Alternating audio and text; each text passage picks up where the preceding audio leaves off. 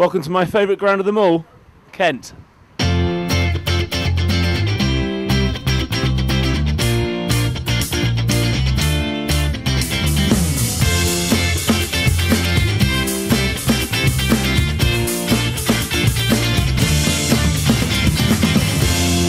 Okay, so we're now going to go and see the lime tree. It was the original lime tree, tree number 1, was on the ground in 1847 when Kent moved to the ground. As you can see, that's a little lime tree. The old tree was a lot bigger. This was planted in 9 years ago because they knew that the old tree was diseased. Carl Hooper cleared the old one. I think a few more might have cleared the little one. But if it hits it, it's 4. If it clears it, it's 6. Simple. The old one was about the same size as this big metal one here. That's just been planted as well, so that's really nice. And if you look over here, we've got this new bank, which is quite nice. It's going to be for in the summer. You're covered in grass. You can come down and have a barbie. And as we pan around the ground, you've got the Bat and Ball pub there. You've got the old Dover gates. Sweep round. The changing rooms will be there, and obviously you can see all the development work that's going on. But if we let's head over that way now. Okay, so now we're going to move straight into the Kent changing rooms, the new home dressing room. Mind yourself on the bit of a building site at the moment. So we're walking up the steps. These are the normal steps that Cowdrey, Jones, Key, Underwood will all walk through. And as you can see, lots of lovely plaster work. Got a gent here with what looks like a chainsaw. Don't hurt our cameraman. Oh, nearly decapitated myself there, mind the wire. We're going to move into this. So this is the entrance to the new home dressing room. And in here we should find Ben, who is the project manager for the building. Ben, can you tell us a bit more about these new home dressing rooms? I know there's a bit of a change. Yep. Oh, obviously this used to be the home and away dressing room, which was split in 2. So now it's the whole of this floor is now the home dressing room for the whole team, and then we've got the glass enclosure for the analysts and the coach to watch the game and analyse the game from their glass enclosure separate from the players. Obviously we've added another floor for the away dressing room, and they've got their own balcony that they can come out and view the game as well. So we just gave 2 separate areas to the teams. A lot more space there. So this is going to be soundproof. You're not going to be able to hear the cursing of the coach. Well, you might be able to. It will be soundproof, and he will have sliding windows on the front that you can slide across and view the game. Right. So you can clearly, instead of the glass windows being there. So week to go. Well, how are you looking? 3 weeks. 3 weeks to go. 3 weeks to my handover. A week to the AGM. Yes. So we're pushing hard, and hopefully we'll be there.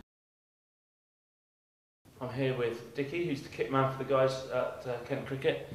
Dickie, nice to meet you. How are you? Yeah, I'm absolutely wonderful, thank you. Just want to get a quick insight into your day. Sure. What you have to do for these boys. Do these guys do their own washing, etc.? So what's your average day? Usually, I arrive at about 7:45, and I usually go home about 9:45 at night. So it's a fairly long day. It's my JD. It has a single word. Whatever. So I have to look after at the drinks, at the ice, at the cleaning, at the signatures. So do the guys do their own washing, and do you have to do that for them? I do all of the towels. All of the towels? The wives of the players do all of the kit, I think. Okay.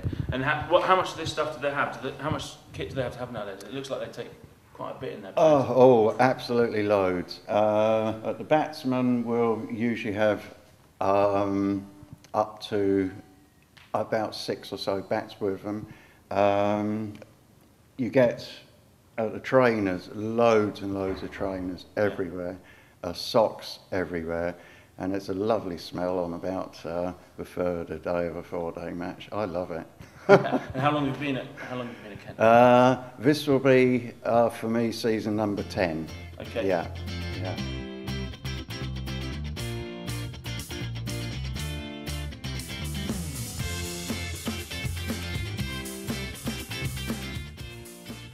You look after the away boys when they come down, so yes, you look after their stuff. But I can assure you, not very well.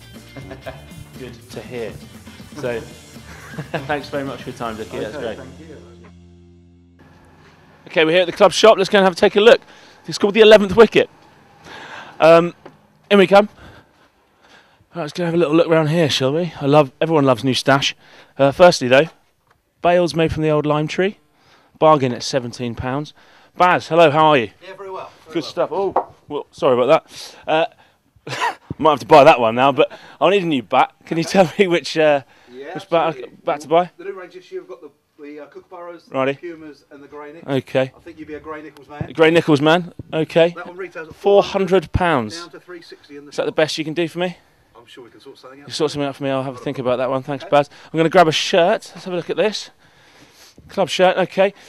Club shirt. Baz, do you think you can get that signed for us by all the players? Put it under their nose? Absolutely. That's fantastic. That will be up on the website shortly. Keep an eye out for that, and thanks for your time, mate. You're welcome. Cheers, let's go.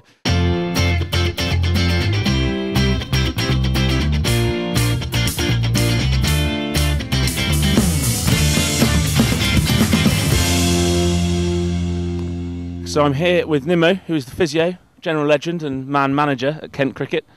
Nimmo, what's the sort of an average day for you?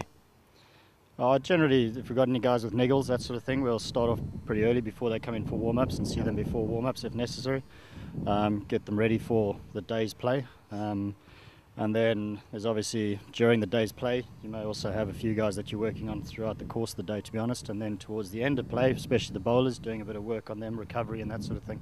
Okay, and who's most on the bed? Who do you treat the most? To be honest, it's a pretty even split between the bowlers generally. It's they have a pretty big workload, and in our squad as well. You know, we've got fairly small squads, so the guys have to carry quite a lot of the workload, and pretty much most of the bowlers. Any prima donnas? Prima donnas, Rob Key. That's about it, really. Really? Okay.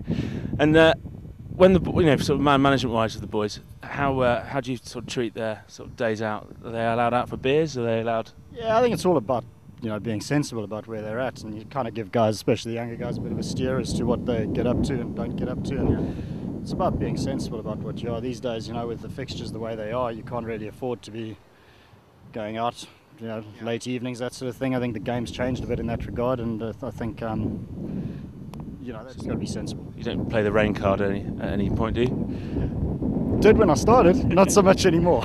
That's gone, is it? The rain card's no longer in use. Thanks very much for your time, mate. That's great. Okay, so now we're going to move into the engine room of the club.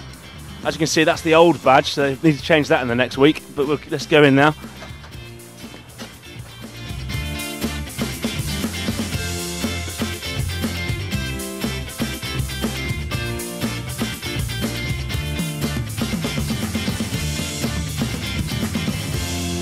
Business end of the club now. We're going to go and see Jamie Clifford, who's the CEO. But firstly, let's go and see Carolyn Prosser. Firstly, picture of the Oval. Good start. Carolyn, how are you? You all right? I'm very well, thank you. Is it right if we go and see Jamie now? Absolutely, I think he's ready for you. He's ready for us now. I'd like to point out a few things in Carolyn's office. Barcelona mug, apparently that's Jamie's club. Bluff your way in cricket, obviously a good start. And Carolyn's not got a sign yet, so no expense spared here, so it's all gone into the stands. Anyway, we're going to go and see Jamie now. 1 second, quick knock.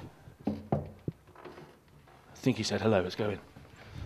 Jamie, nice to meet you. Good to see you. Good to see you, good. A couple of quick questions about the club and yourself, and yeah, okay. That's all right. No problem. So, how long have you been at Kent Cricket Club now? Started here in 2002. I've had 4 different roles since I started. I started running our youth programmes and developing young players and our community grassroots programmes. Then took on the ground redevelopment project in 2004. I've been working on that ever since. I became our commercial director about 3 years ago, and then just over a year ago became chief exec. Okay. And the previous chief exec was called Chief. Yeah. Didn't like that. Didn't like that. Well, no. I didn't mind it for him, but obviously I'm a new person. So do they call you anything else? JC? JC occasionally, yeah, more kind of sir, that sort of thing. Sir, you prefer actually, sir? Yeah, So I'll call you sir from now.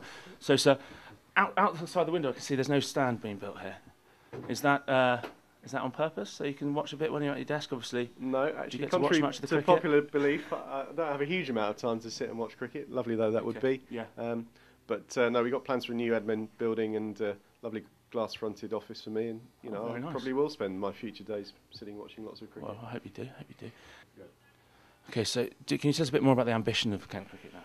The ambition really and the vision is to be a high quality county cricket club that continues to play a part in the running of the county game.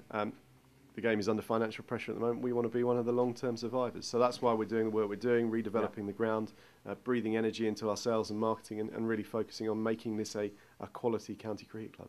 Okay, and with some players returning, obviously Treadwell from the World Cup, is he going to be starting the season or is he having a little respite? Yeah, James has just got back. In fact, I saw him for the first time this morning since he returned from India. He's had a great time, and no, he's straight into the season that starts next Friday. Okay, great stuff. 1 week to go. Is the ground going to be ready, or? Well, we're lucky. We managed to negotiate with ECB that we had 3 weeks grace, so the boys are on the road for 2 games. We then have a week off, and then we start here right at the end of April, 26th of April. So we've got a month to go, and it's getting to the point where we need to be getting things finished. But yeah, I'm confident that we'll get there. Product is looking great. Exciting times for Kent cricket. Yeah, really exciting. So thank you very much for your time. Thank you. Cheers. Cheers. Currently in the Frank Woolley stand, we're going to talk about Kent's history. They've got some fantastic history. They've won pretty much everything. County champions photo there from 1970. The Gillette Cup winners, 1967. And as we walk round, a lot of their history is currently in bubble wraps due to the building works. We come over here, we can see some of the legendary players that they've had at the club. Derek Underwood, we've got Alan Knott here, wicket-keeper. And in the nets just out there, you've got Geraint Jones. We're in the Frank Woolley stand at the moment. You've got the Les Ames stand. It's currently over there at the moment, under construction. If we come out here, we can see the current players, the new breed, in action. And there we have it, Kent Cricket Club.